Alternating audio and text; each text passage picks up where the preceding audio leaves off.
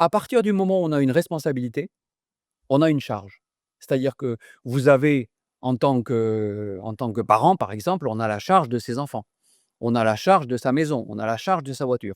Et donc finalement, à partir du moment où on a une responsabilité, on a une charge. Et c'est pas obligatoirement un problème, parce que j'espère que quand on a des enfants ou quand on a, je sais pas quoi, un animal de compagnie, on a beaucoup de joie avec ses responsabilités. Donc avoir de la charge mentale n'est pas un problème.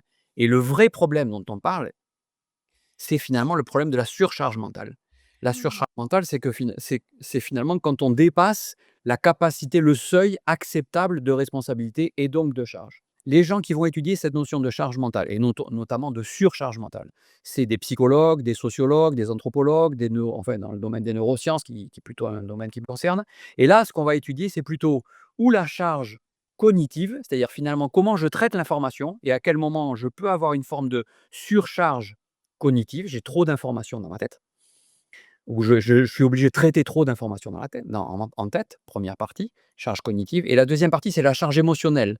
C'est finalement par rapport à ce que je suis en train de faire, est-ce que ça me touche? Est-ce que j'ai des craintes par rapport à ça? Est-ce que ça crée de la souffrance? Ça crée de la douleur? Ça crée de l'inconfort? Ça crée du malaise? Et donc c'est cette notion de charge émotionnelle.